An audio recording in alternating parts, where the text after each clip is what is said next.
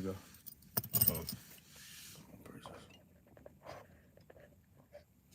go. Shalom, shalom. It's Brother Yair from Jersey, Philly. Brother Gadol. Right, so we back at you with another video. But first and foremost, we're going to give all honor and glory to the Most High God, Yahweh, right, the Heavenly Father, and His Son that the world ignorantly calls Jesus Christ, right? So, brothers and sisters can see it from the topic of the video, what we're going to be touching on, right? It says, what is it again? It's, the laws for your good, right? The laws for your good, right? Something like that. Something like that. But, right, so we're going to be really touching on, certain laws that we should be keeping, right? This is not mainly for, some brothers and sisters that already know how to keep the laws, but this is mainly for some brothers and sisters that is coming in the truth right now, right? And they just learning and building, right? So we really touch on these certain laws. We're just going to be bringing out, random laws, and we're going to touch on those, and we're just going to keep building from there. Come on. So you can get your opener if you want. Come on. You gonna go first?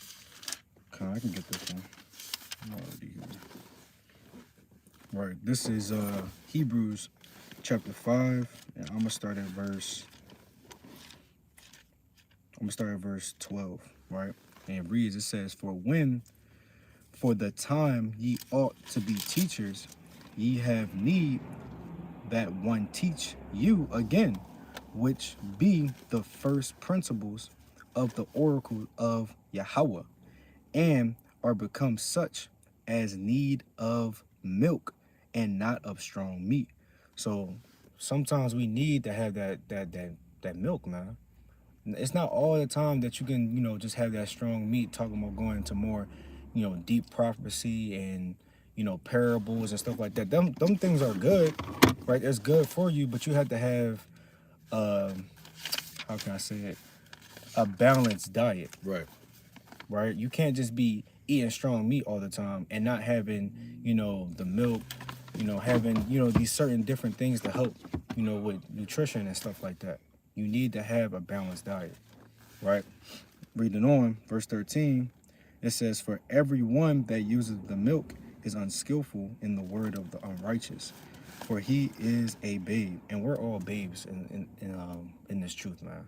We're all babes. We're all still continuing to learn, right? It doesn't matter what brother that that's even a leader of a camp. He's still learning each and every day. So we need this milk.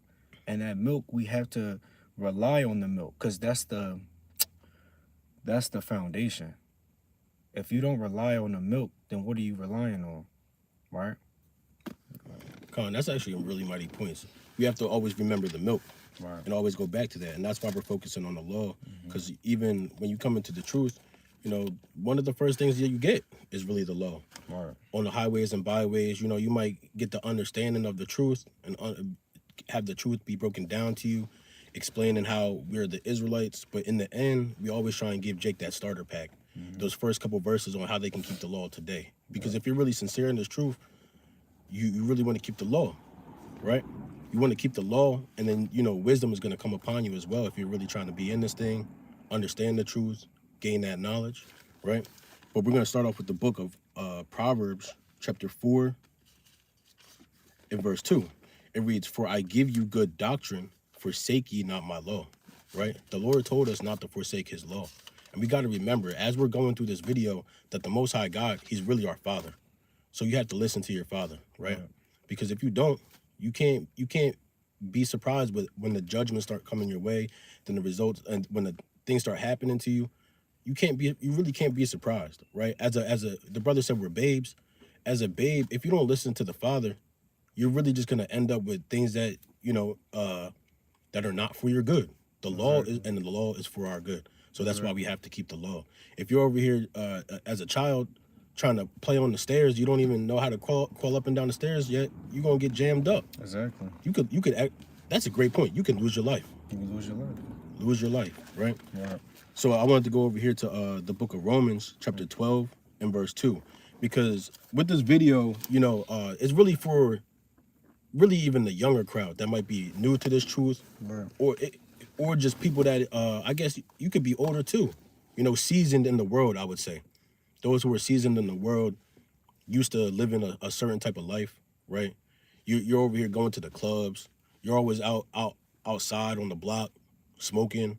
You know, you're just kind of coming into this truth, or you know, those who are impressionable, like the teens in high school, you know, or the TikTok era, you know, they're easily influenced, right? Right. So you can't get down with the wickedness of this world, because especially in America, they try and make it seem like the things of the world are cool, right? Fornication, smoking weed, doing all types of drugs. I remember when we were younger, everybody was just drinking lean. You know what I mean? The world tries to make everything that is ungodly seem cool. Right. Even eating the abominations. You know, now everybody's just, oh, I got the pork on the smoker. It's just crazy, man. Right. So that's why we're going right here to Romans chapter 12 and verse 2. It reads, "And be not conformed to this world, but be ye transformed by the renewing of your mind, that ye may prove what is that good and acceptable, the perfect will of God." Right? So we have to be transformed in these last days. We have to renew our minds, right? When you come into this truth, if you truly want to serve the Most High God, you have to change the ways that you're living your life. Right. You can't get down with all these evil things. Even the music, right? The young women in the world out here just freaking off, trying to be crazy, right? Mm-hmm. Trying to be the Meg Thee Stallions, the city, what they call them, city girls. City girls, right? You can't get down with that. You gotta change your life, right? Right. Go ahead. You got another one? Come on. This is the book of Sirach. We're gonna go to this real quick. Chapter 21 and verse 2. It says, "Flee from sin as from the face of a serpent. Right. For if thou comest too near it, it will bite thee." It will what? It will bite thee. Oh. It says, "The teeth thereof are as the teeth of a lion, slaying the souls of men." And like we said earlier with the analogy of playing on the stairs, you know, this is the same thing. If you're gonna play with a snake as a babe, and the father's telling you not to deal with snakes, you're gonna get bit. Exactly. Right? Slaying the souls of men. And no matter, and back to my point with how enticing the world makes the unrighteousness seem like the way, or seem cool, right? You have to remember that even a snake, sometimes it can look appealing with the colors on its back. It might have the reds and the blues, the greens, right? It might seem as though this is a cool thing, but you have to remember in the back of your mind that this thing can bite you. It can slay your soul, right? Right. You got it. And this is the point I wanted to make too. When I first was talking, I wanted to get this. This is Luke chapter 5 and verse 32. And it reads, "I came not to call the righteous, but the sinners to repentance." Right? And the Lord, he didn't come back to speak unto all the righteous. He came to speak unto the sinners, because the sinners didn't know the way. Right? They didn't know to keep the laws. They didn't know to do this, that, the third, because they came from these captivities and so forth that taught them not to keep the laws. Right. Right? But you still had some others that knew how to keep the law. Right? You had others like Paul. You had the Pharisees. You had all these other people that knew how to keep the laws, but other people didn't. And that's what the Lord came back for. He came back to save his people from sin, to have them come back to repentance, right? So that's why you need to learn and understand to keep the law, because the Lord kept the law. All the 12 apostles, everybody that you read about that was a servant of the Most High God, kept the laws and commandments. Right. So you have to keep the laws too.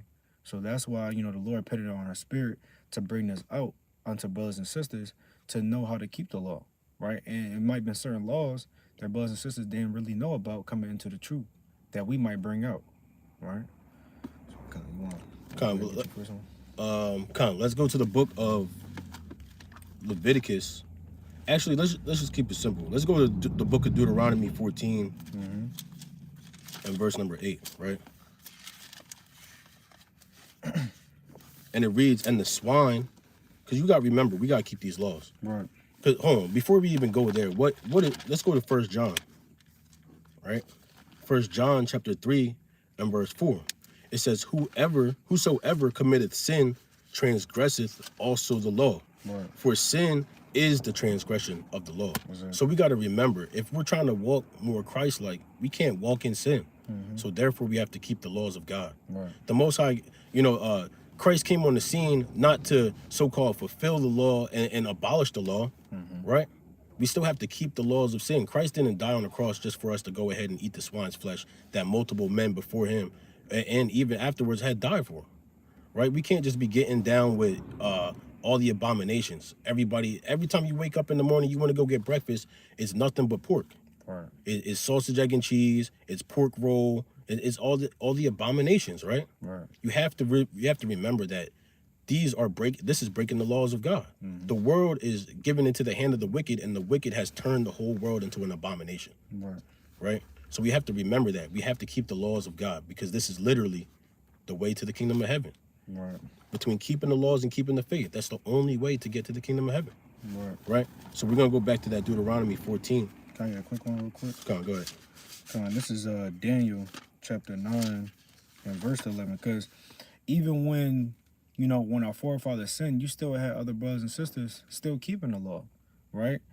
And it doesn't matter if some of those other forefathers sinned. We all sinned at the end of the day, right? Because he's not going to just judge those people by themselves. He's going to judge the whole nation. Right. Right? That's why we all went into captivity. That's why we all went into captivity and so forth and being under these dang heathen, man.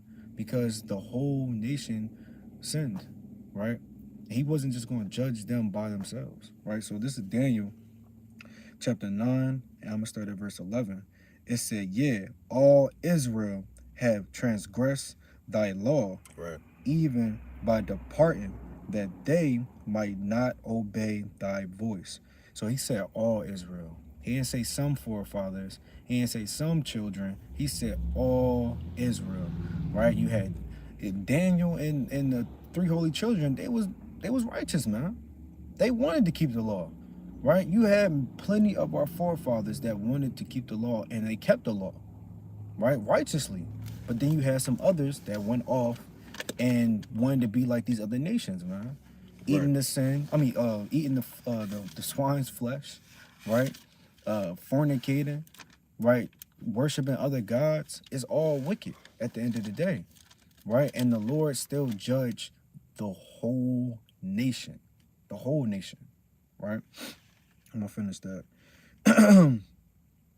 That they may not obey thy voice. Therefore the curse is poured upon us, and the oath that is written in the law of Moses, the servant of Yahweh, because we have sinned against him. Said we, right? In the law of Moses, right?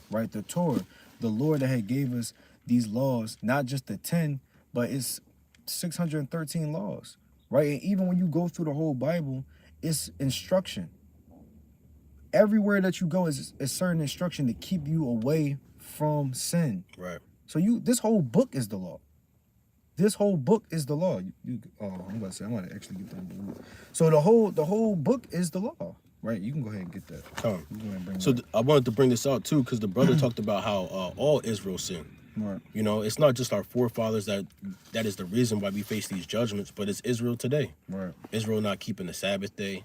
Brothers want to shave their beard just to get a job and make $15 an hour. It's crazy, man. Right? So this is what I want to bring out, because it links up with the brother's point. It says, Salaki, this is the book of Judges, chapter 2, and verse 10. It says, and also that generation were gathered unto their fathers, and there arose a new generation after them. Talking about a new generation. Kind of like what I'm talking about right now. With there's a new generation. God forbid you classify yourself as this, but the YNs, got the YNs out here living in wickedness. It says there arose another generation after them, which knew not Yahweh, nor the works which he had done for Israel. And it really goes to show that, like, even the new generations, as generation and generation and generation goes on, we stray further and further and further away from God, because the heritage is not passed down through our fathers, right? It says in verse 11, it says, and the children of Israel did evil in the sight of the Lord and served Baalim, right? So we're serving other gods. Our forefathers served other gods, and you as well are serving other gods if you're not going to serve the Most High God. If you're not going to keep the laws and the things that in the judgments, or the laws, statutes, and commandments and the judgments which he told you to keep, therefore you're serving other gods. You're not serving the Most High God anymore, right? But I wanted to go back to that precept. You ready to jump in? Yeah, come. So this is why I wanted to get in Baruch real quick. Come. Right, this is Baruch chapter 4 and verse 1. This is the book of the commandments of Yahweh. So this book is the commandments. This whole book that you read from Genesis to generation has commandments in there, right? Right. And the law that endureth forever. All they that keep it shall come to life, but such as leave it shall die. Right. So whoever is keeping the law of life is going to have life, right? But whoever is straying away from it, they're going to die. And that's what it tells you in Revelation. The Lord is going to come back to render a reward unto whatever works that they have done, right? So if you kept the laws as you're supposed to, you're going to get a righteous reward. But if you didn't, you're going to get a reward of death. That's literally what's going to happen, right? So we have to put away trying to fit being in this world, because this world is going to soon pass away anyway. So you have to put this world behind you and step into something new. And that's keeping the law's commandments, right? I yield on that. Come. And I wanted to go over here because brother's making some valid points. Honestly, I'm not even going to lie. The brother said we were going to come to life, right? So I wanted to go over here to the book of Deuteronomy, chapter 30 and verse, Salaki. I think it's chapter 30 and verse 16. Come on. Salaki, that's not it. Yeah, come on. Okay. 30 and verse, I'm gonna jump down to verse 19. Okay. It reads, I call heaven and earth to record this day against you, that I have set before you life and death, blessing and cursing. Mm-hmm. Therefore choose life, that both thou and thy seed may live. So if you're not going to keep the commandments even for yourself, you got to keep it at least for your seed line, right? That's selfish of you to break the commandments of the Most High God and not want to live after his statutes, right? It makes no sense for somebody to try and serve the Most High God but not keep his commandments, not keep his laws, not do the things that would make somebody holy in his eyes, right? The law is good. The law is holy. The law is pure. And things outside of that, whatever you might be trying to justify, you really think about it and look at the long-term effects of that, and you'll understand that it's wickedness, right? And I yield on that. Con, so we want to go back to Deuteronomy 14? Con, actually, I'm because we're getting kind of short on, yeah, I'll go there. Mm-hmm. Con, this is the book of Deuteronomy, chapter 14 and verse number 8. It reads, and the swine, because it divideth the hoof, yet cheweth not the cud, it is unclean unto you. Mm-hmm. You shall not eat of their flesh, nor touch their dead carcass. Right? So even the Most High God told you that this beast is unclean. The Most High God didn't come back and make the unclean beast clean now.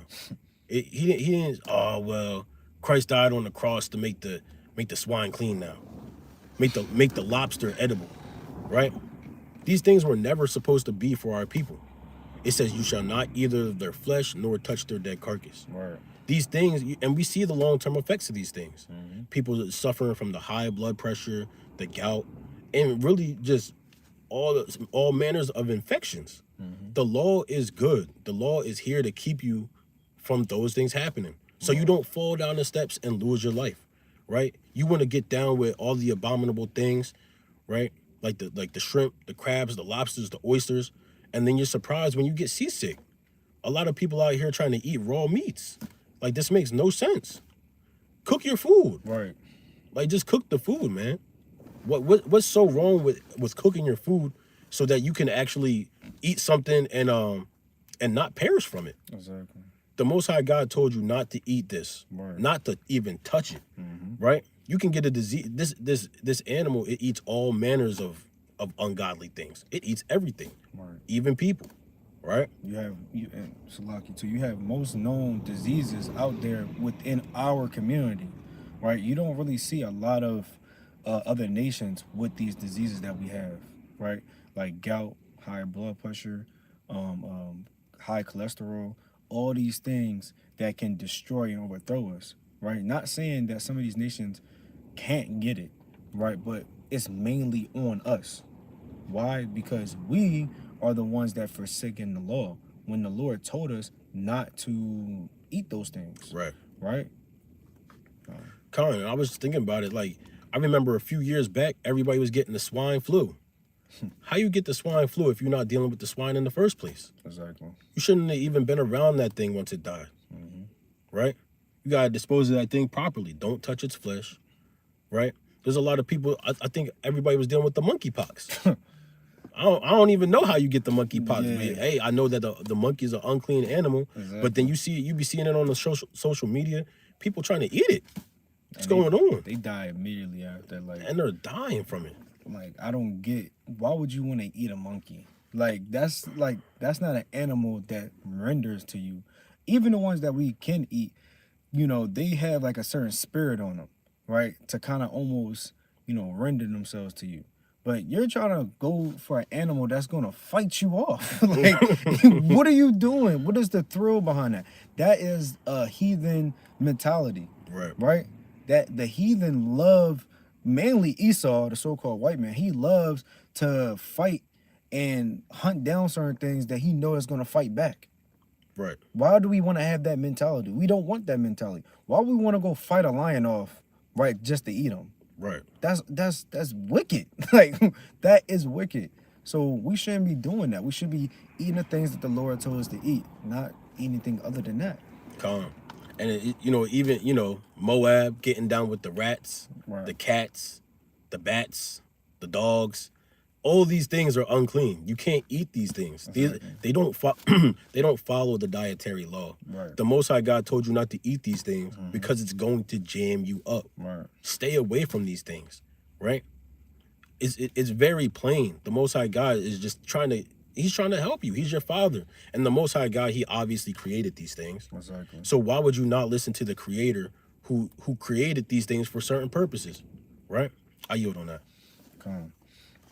Did you want to go into the next? Did you finish both of them? I wasn't going to move on to, I wasn't going to call the sea creatures. Yeah, I wasn't going to. We can go to Exodus, right? Some people, some people don't believe on actually keeping the Sabbath, right? And that's a very crucial day to keep, right, to the Lord.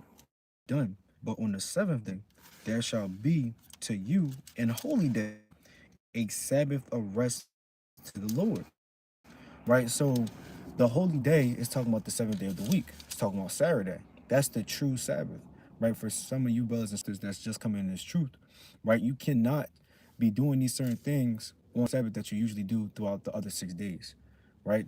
This day, you're supposed to be resting, right? You're supposed to be yielding yourself to the Lord, rendering yourself to the Lord, and resting and being in this work, man, right? You and your family, right? You shouldn't be doing God knows what. Oh, I want to go out and, just walk the town and buy and sell and do all this madness and stuff like that. Can't do that, right? And it's going to tell you more. Whosoever doeth work therein shall be put to death. So we had forefathers and so forth that done work on the Sabbath, right? That done literal work on the Sabbath died.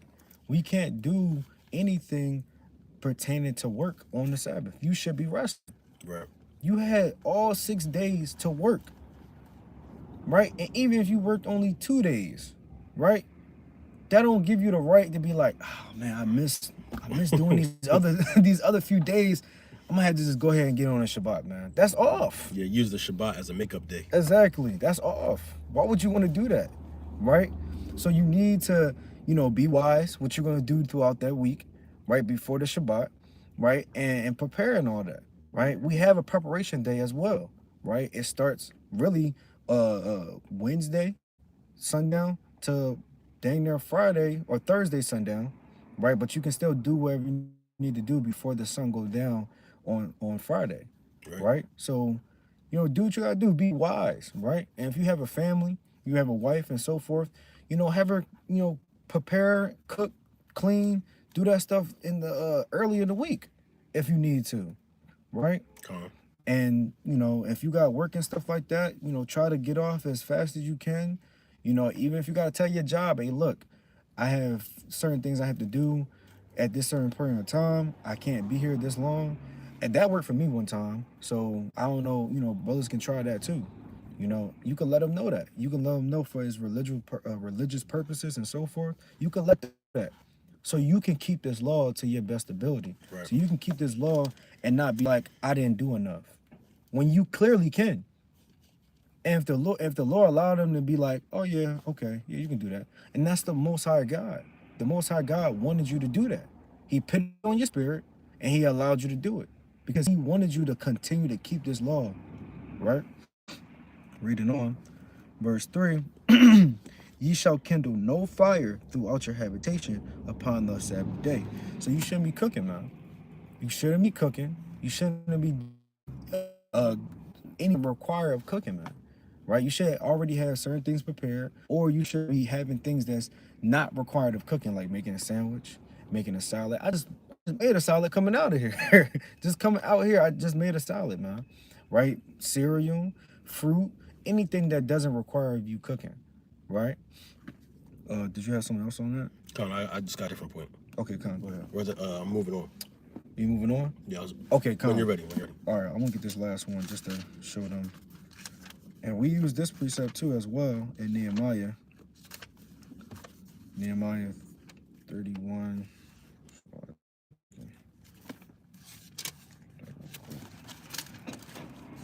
This is Nehemiah chapter 31 and verse. Oh, 31. 10, 31. That's lucky. I'm looking for 31. This is Nehemiah chapter 10 and verse 31. It says, if the people of the land bring ware or any victuals, so ware is clothing, and a victuals is talking about like food, right? And a certain merchandise on the Sabbath day to sell, that we would not buy it of them on the Sabbath, right? Or on the holy day. So you shouldn't be buying and selling on the Sabbath, right? You can't do that. You can't do that on like the new moons and the first day and the last day of these certain feast days that we keep, right? You can't do that. You have to keep the Sabbath holy, right? That's it on that. I don't want to take too much time. Come on. So, you know, you really got to understand that the reason that we have to keep these laws, it also goes into discipline and obedience with the Most High. Right. Because how can you make it into the kingdom and try and be a ruler, a king, or a priest on this earth when you're not following, if you can't be on one accord, when you can't take correction, right? We have to take correction ultimately from the Creator, right, who the Most High God. And the kingdom, you know, the Most High is ruling this kingdom. Right. This is his kingdom, the kingdom of God. It's not your kingdom. You trying to be a king on the earth, right? And you say, oh yeah, I run the kingdom. This is not your kingdom. This is the Most High God's kingdom, and everything will be done according to his will. Right. So if you can't take correction and you can't be obedient to even his law, then this is not for you, right? It says, I forget what that precept is. If you can look it up, it says that rebellion is just it's like the sin of witchcraft or something like that. But while you're getting that, I'm gonna move on to the next point, next verse. It said this is the book of Leviticus, chapter 19. It's First Samuel. Go ahead, there, real quick, if you could read it. This is First Samuel chapter 15 and verse 23. Bring it out. And it says, for the rebellion is as the sin of witchcraft. See that? So, you know, we have witches, and the Lord says, suffer not a witch to live. Exactly. So if you're going to be a rebel in the kingdom, and we were just talking about that too, if you wanted to be a rebel and a murmurer, then the Lord's going to open up the earth and swallow you up. Right. And you can't be a rebel and try and be in this truth, because ultimately you have to be willing to listen to the people. Exactly. Even when you think of Solomon, I think that was Solomon. Yeah, that was Solomon. When he spoke to the elders and then he spoke to the young men, he listened to the elders, and it basically seemed like it went in one ear. That was Rehoboam. That was Rehoboam? Yeah, so that was after he died. Okay, Khan. Salaki. I think he was trying to talk about the council after Solomon had died. That was okay, Khan. Salaki. But the council went in. He listened to the elders, and the council went in one ear and right out the other. Right. And then he listened to the young men, and he chose folly. Right. You can't be like that. You can't just be impressionable, and that's really what we're going into. You can't be impressionable and just go with the ways of the world. Right. You have to seek out righteous judgment. Exactly. Right? You have to see what's right in the eyes of the Lord and see what would make sense. You can't just listen to just any old man. You can't just listen to any old counsel. You have to prove these things, right? But we're going to move on to the book of Leviticus chapter 19 and verse 17. It says, Thou shalt not hate thy brother in thine heart. Thou shalt in any wise rebuke thy neighbor and not suffer sin upon him. Right. I've been close to hating a brother before in the world. I've hated a brother in the world. But after I came into this truth, I understood that I can't hold grudges against people like that, right? Because it's my brother, right? I can't hate my brother in my heart. Because ultimately the kingdom of heaven, everybody has to be on one accord. Right. Imagine you're going into war with your brother and you have an evil eye against him. Now you're looking at each other. Now you feel it in your spirit. Oh yeah, I don't really like him like that. Man, maybe I don't trust. Now you're in your head. It's gonna jam you up. Exactly. Now you don't even trust him to protect you, but you have to protect each other. You can't hate your brother.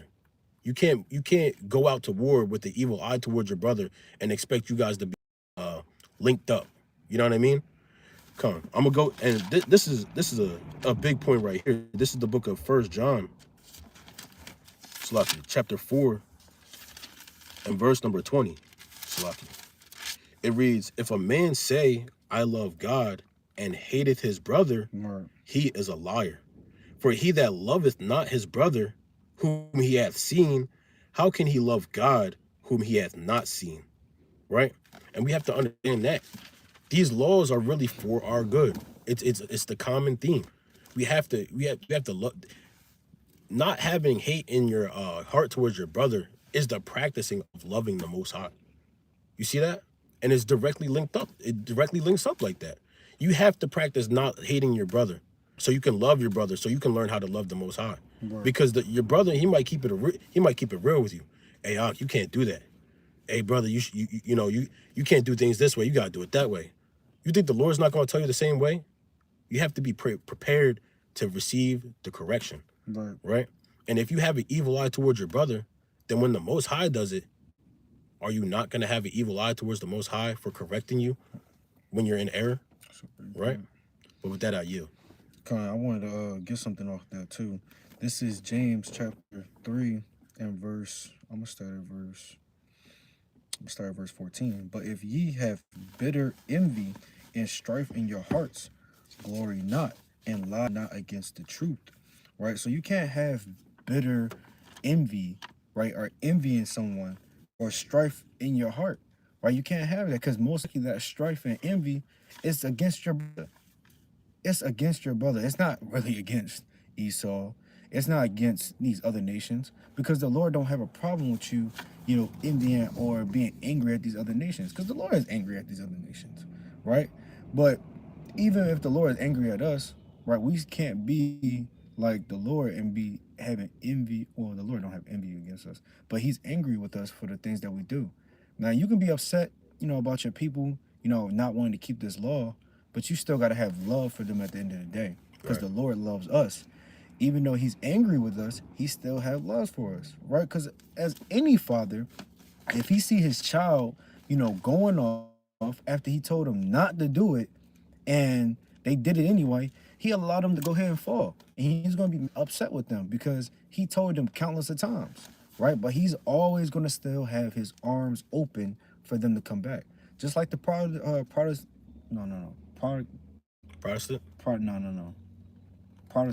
yeah, I think it's Protestant son, right? Prodigal son. Prodigal son, right. Prodigal son, when he left, right after his father gave him money to do, righteousness, right? But he didn't do that. He went off and spent all his money, living like a servant, living lower than a dang servant, really, right? And came back to his father, and his father was glad that he was alive. Right. He still had love for him. He threw him a big party, man. He threw him a big party. But that don't mean that you should go out Just because the Lord love you, all right, well, now I can just go do whatever I want then because the Lord going to accept me back. That's an evil mind state. You don't want to have that, right? If you fall, you fall, and that's by accident, right? And now you have the chance. That's what the Lord gave us, the chance to repent, to come back to the Lord, man. Right? So you have to remember, don't have that envy in your heart. Don't have that strife and so forth. Love your brother as you would want to love yourself, man. Right? I yield on that. Con. Do you want to close out or you want to get one more? Con, we can close out. You can get your closing. Con. So brothers got to remember, you have to keep the laws of the Most High God. Right. Because this is really for your own good. Exactly. The Most High God told you all these things. Hold on, Salaki. This is the book of Deuteronomy. Salaki, I think we read that already. 10 and 13. I think we did. Con, we did, I think. No. We didn't read that? No, you went to 30. Con. This is the book of Deuteronomy, chapter 10. I'm going to start at verse 12. And now Israel, because we got to remember, the Lord God is the God of Israel. He's not getting down with these other nations. He's coming to save his people. It says, and now Israel, what doeth the Lord thy God require of thee? And it's a rhetorical question, man. He tells you exactly what you got to do. It says, but to fear the Lord thy God, to walk in all his ways and to love him, and to serve the Lord thy God with all thy heart and with all thy soul. So you really have to serve the Most High God in sincerity and truth with all your heart and with all your soul, right? It says, verse 13, it says, to keep the commandments of the Lord and his statutes, which I command thee this day for thy good. The commandments are for your good. And we're showing you examples of that. Right. There's all these different reasons why the Most you these things, and his ways are above our ways. Right. He's telling you these things so you can understand what you have to do and what you're not supposed to do. Right? He's trying to save you. He's trying to save you. And if you have the ears to hear, you have to take heed according to this word, right? We're closing out. I'm gonna get this book of Luke, chapter 1 and verse 68. It reads, blessed be the Lord God of Israel, for he hath visited and redeemed his people. Right? And hath raised up an horn of salvation for us in the house of his servant David, as he spake by the mouth of his holy prophets, which have been since the world began, that we should be saved from our enemies and from the hand of all that hate us. So the Most High God is trying to save you, the so-called blacks, Latinos, and Native Americans, the Israelites. Right. You have to come out of this world. Right. You have to come out of these different ways that are on the earth that are leading you to wickedness. Right. Because if you're trying to live a life of righteousness, but you're doing sinful things, your heart is going to be corrupt. You're going to live a corrupt life, right? So, Salaki, I can get one more thing. Go ahead. Come on. Real quick. This is the This is the Bible Compact Dictionary on the word sin, right? Salaki. This is the word sin in the Zondervan Compact Bible Dictionary, right? It says, sin is anything in the creature which does not express or which is contrary to the holy character of the Creator. Jumping down, it says, sin in the human race had its origin with Adam and Eve, but sin in the universe had its origin in the angelic. Salaki, hold on. I'm jumping down to Khan. It says its origin in angelic beings who rebelled against the Creator. And you know where that's coming from. Exactly. You know exactly what book they're talking about. It says, and whose nature as a result became fixed in evil. It says Adam and Eve were created with a holy, godly nature in fellowship with God. As a result, their sin became, it says, as a result of their sin, their nature became corrupt. So if you're trying to live, hold on, Salaki, it gets crazy actually. It says, and Salaki, I'm gonna leave it that. But it says, if you're trying to live a righteous life, if you have the idea that you're gonna live a righteous life, but then you're doing sinful things, your ways are gonna be corrupt. Right? You that's just straight in and out of the Bible. We see the nation of Israel doing things that they're supposed to be doing, but they do the complete opposite. And therefore they live a corrupt life. And with that, I yield. Calm. I'm gonna just get one closing down. This is Psalms chapter 147 and verse 19.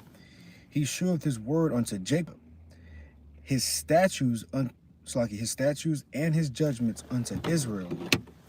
He have not dealt so with any nation, And as for his judgments, they have not known them. Praise ye the Lord. So the Lord gave these judgments, right? Gave these statutes unto us. No one else but us, right? That the Lord showed these things unto us. What are we going to do about it? Right. Are we going to let the Bible collect dust? Or are we going to actually use the Bible and go through these certain things and laws and so forth that you need to know and learn, right? Amongst you and your family, right? That this is yours. This is your inheritance. The Lord gave it to you, right? This what is amongst our people, right? And that's why our people are living the way how they're living, because they're not keeping the laws. They're ungodly, right? So with that, right, we want to close out, giving all honor and glory to the Most High God. This is the brother Yair. Brother Gadal. Right? With that, Kwame Yasharla. Kwame Yasharla. Shalom.